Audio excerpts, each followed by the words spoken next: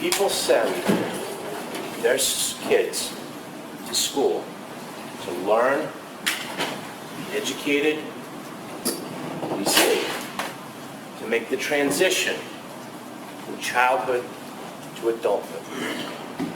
Teachers are expected and trusted with those kids. While they're there, they learn about life, and they learn about things, and they learn skills that help them in the rest of the world. People turn to pastors and clergymen and religious people when they need counsel, when they need help, when they're having rough times, when they need to talk about the most important things in life. And those people, teachers, clergymen, reverends, we as a society look to those people. We look to them as trusted people, counselors. That's what Mr. Harrison held himself out to be. He held him out to be a counselor, a reverend, and a person who took troubled kids and took care of them. He was assigned the most difficult, troubled kids in English high school. We're not talking about straight-A students. We're not talking about students that played on the varsity football team. We are talking about students that needed help, that smoked weed, that came to class late, that didn't go to class, didn't go to school on time, and they needed the most help. That person that the school turned to counsel them, to help them. Shaun Harrison was living a lie. He was a drug dealer. He dealt with drugs. Marijuana was found in his apartment. He is a drug dealer. That is the motive. That is the reason why he marched Luis Rodriguez on 100 Magazine Street in an industrial area of the city of Boston, put a gun to the back of his head and pulled the trigger, and he ran. That is why he's being charged, because he shot Luis in the back of the head. You have every piece of evidence in front of you to convict Mr. Harrison. Every single one. Now that trust, and that place, and the power, and the paychecks, and the opportunity that he had with Luis and these kids, that's the reason why something had to be done about Luis. Because Luis was the only kid out of Jose, Kevin, Laudy, was the only one selling drugs in the school. Something had to be done about it. You know that because you have Exhibit 43 and Exhibit 150. Both of these documents are the defendant's phone. Both of these documents tell you what was going on in reality. They tell you what was going on. They also tell you, this tells you what was going on. These bags of marijuana, they were in Mr. Harrison's house, they were in his apartment. He had a drug lab going on. He had weed all over the place. He had scales, he had baggies, he had guns, he had everything there. Now, Mr. Carroll suggested that, he was going to admit to these things. It's going to be all fine. There are two things that you know now that will tell you the reasons why he was okay with telling the police they had shotguns and rifles. One, he deleted all the text messages. And two, he took Luis's phone. Both of those pieces of evidence link that man right there, to the shooting of Luis Rodriguez. Secondly,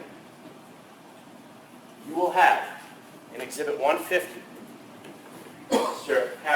Carroll talked a lot about dominion, custody, and control. On page 150, this is a printout of the text messages. On page 563, from King D Block, and you now know who King D Block is. It's Dante Lara. Dante Lara, you know that because there was a text message, not only from Mr. Harrison's phone, but you got the other side of it when it was shown the dump of the phone of Dante Lara, and that shows in the screenshot, Get Out House. You know exactly who that message is for. Dante Lara, line 865. What is the lock? What the code to the lock downstairs? LOL. Mr. Harrison's response, 35-10-28, don't give out. What tells you there, he's got custody and control over that downstairs apartment.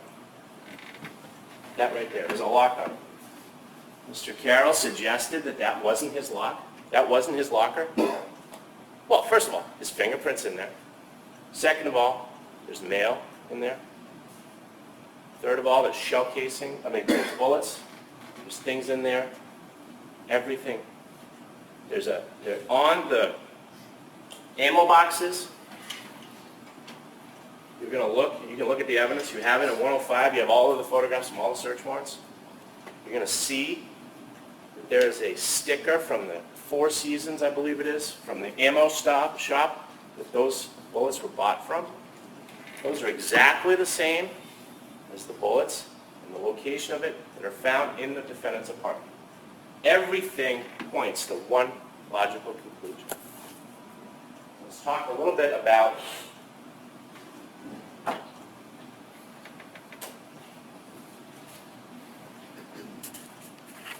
relationship between these four individuals and the defendant.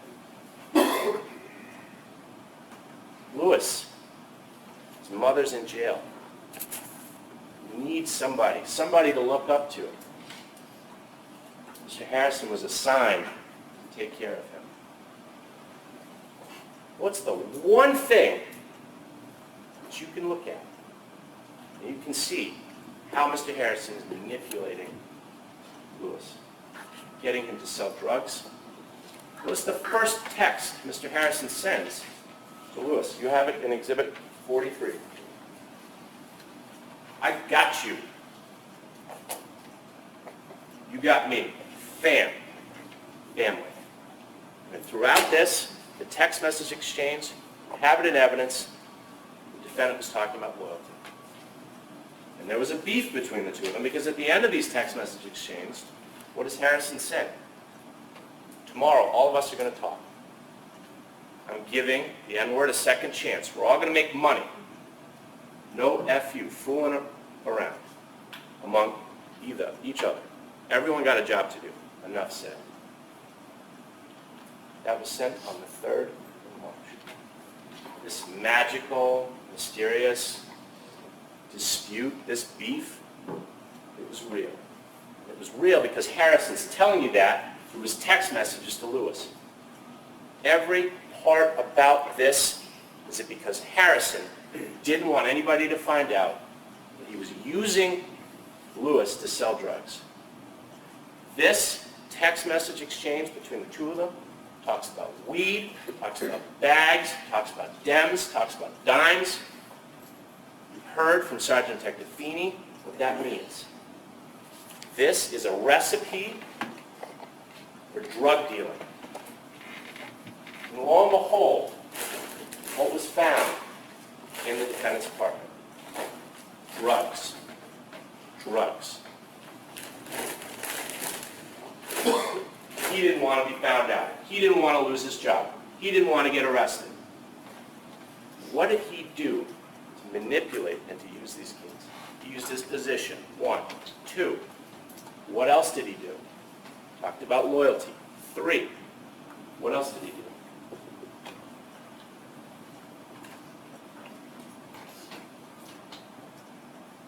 Hung pictures in his office where he was telling Luis and these kids to deal drugs about certificates from the Boston Police Department. Who are these kids going to tell? Are they going to tell the principal? Are they going to go to the Boston Police Department where those citations are hanging on the wall? What are they going to do? I'm smoking weed, I'm selling weed for the Rev?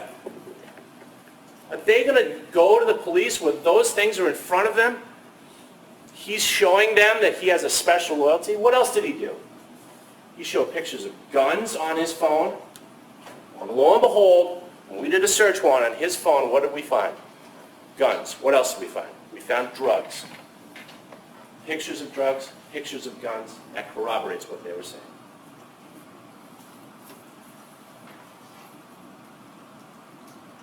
As you look at this case, every piece of evidence points to one logical conclusion. And it's that man right there had the motive, he had the opportunity, he shot Lewis in the back of the head.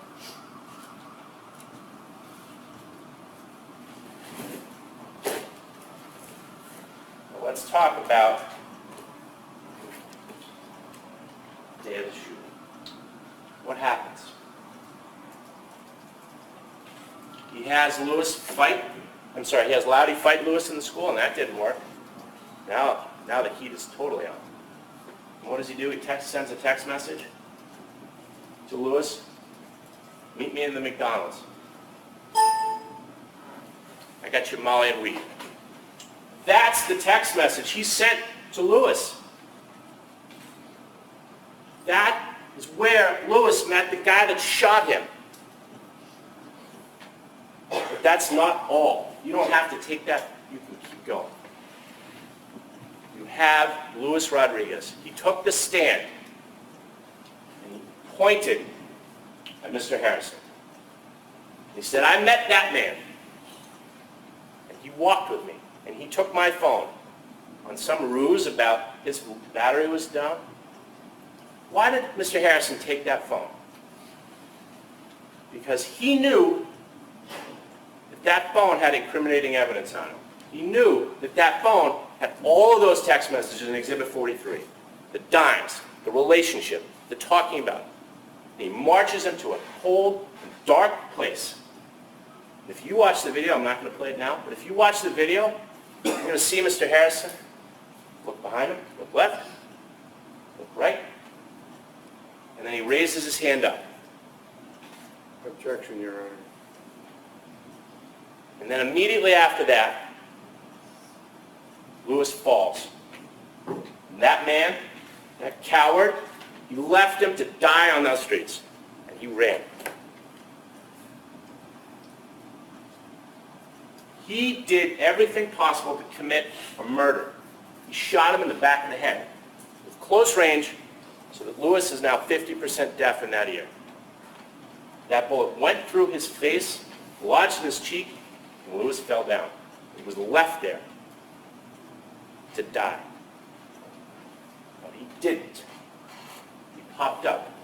And by a miracle, that bullet went right through between his carotid artery and his brainstem, and it lodged in his cheek. He was taken to the hospital. He flagged down a car, and he was taken to the hospital.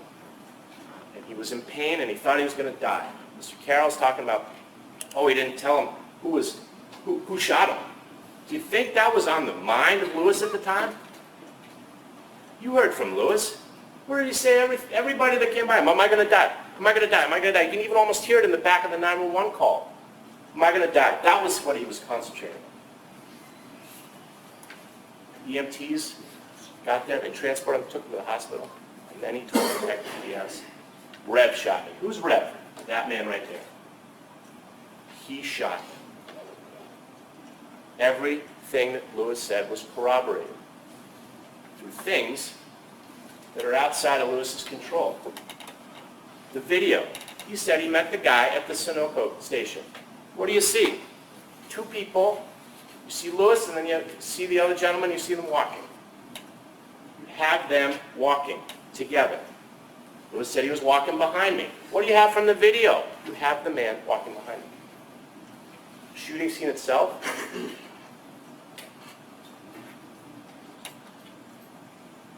There's nobody behind him.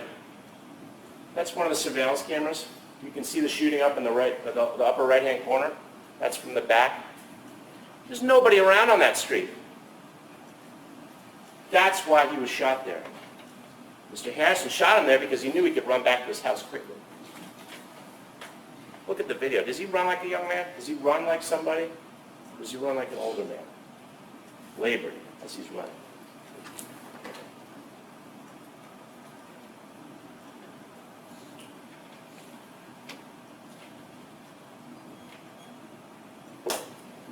Look at the video clip.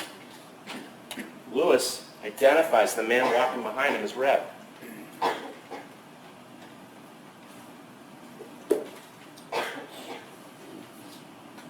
But here's the thing that really shows you that Mr. Harrison is the one that did this murder, this shooting, the attempted murder. Look at his reaction afterwards. You have his text messages, and you have his behavior, and you have what he said to the police that night. All of that is consciousness of guilt. That shows you exactly what he did. What does he do? He goes to school that day. He's a little late. The principal shows up. It's been terrible. Lewis has been shot. And he survived. And what's the reaction? Not a single person in that building had that reaction. What's Mr. Harrison's reaction all of a sudden? He clutches his chest and he pretends to have a heart attack. What does that show you? That shows you that he suddenly realized that the one person that can finger him, for shooting Lewis, is Lewis. And Lewis is still alive. And when the police go and talk to him at the end of the day, do you think it's a little odd that he asks Officer Medina, is Lewis talking to the police? That's after he sent a text message with Lewis's address to RF some 207 number, 30 Iroquois Street, Roxbury. Why? It doesn't take a great leap to suggest that it's because Lewis is the only one that can finger him, and he wants somebody to take care of him. Make sure that he can't testify. Make sure he can't take that stand, and he can't point out to that man right there and tell you that that man shot him. What else does that text message exchange show you? Pray for me. Pray for me. BPD News, pray for me. And then, when he's in the interview, he tells the Boston police twice, I don't know where he lives. I've never been to his house. I don't even know where he lives. That's a lie. That's an outright, bold-faced lie. Because he knows where he lives, and he knows the gig is up. Mr. Carroll talked about them getting out of the house. Is this some sort of David Copperfield magic trick where this text message gets sent? Is that what he's trying to suggest here? That text message, get out of house, went from Harrison's phone to Dante Lara's phone, and lo and behold, when they were walking out of the house, what did they have with them? They had the guns and the drugs. They left a little bit of weed in the living room. All of this tells you the why and the who.